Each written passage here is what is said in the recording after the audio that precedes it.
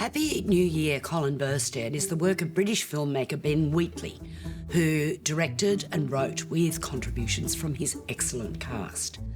It's a fairly chaotic film. The handheld camera work of Laurie Rose, the jump cuts create a hectic mosaic of a dysfunctional family gathering at a stately home on the coast in Dorset. It's been organised and paid for by the elder son of the family, Colin Burstead, Neil Maskell. He gets the news from his sister Jeannie, Hayley Squires, that she's invited the black sheep of the family, David, Sam Riley, to join them.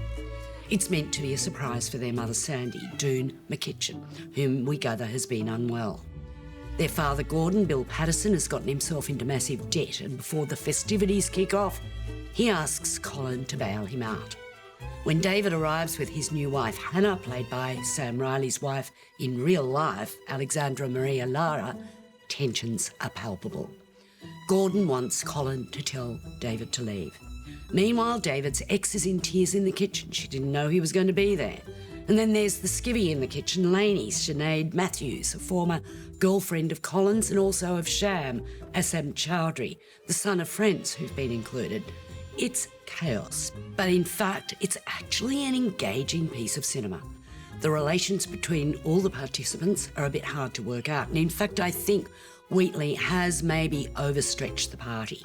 But you pretty much get them by the end. The performances are all really good. Sam Riley, fabulous. Neil Maskell, also.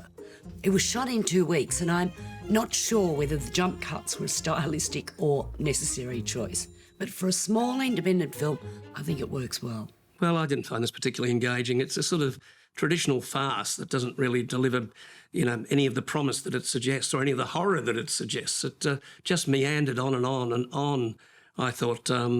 And you're right about not quite being able to determine who the characters are. I sort of I couldn't work out who was related to who and who was the mother and who was... And Charles Dance turns up cross-dressing as a cross-dressing character with earrings and some sort of dress on. Yeah, I forgot to mention him. Where that came from. But it's sort of like that. Everybody is peripheral, really.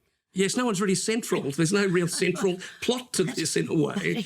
And I distrust... I had to give this, I must be honest, I had to give this a second go because I just got... How could you bear it?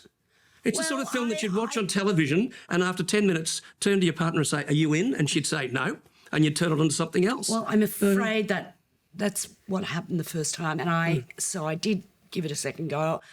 I mean, he's an idiosyncratic filmmaker as well, with a weird sort of sense of stuff. I mean, I'm giving him the benefit of the doubt. Look, I'm giving this 3.5 stars. No, it's 2.5 from me. I thought it was just pretty abysmal. 5, 4, 3, 2, 1. To the family. Let's get as far away from these people as possible. Well, our family does. You all right? Huh? Yeah, I just have to get away from there. It's quite intense in there,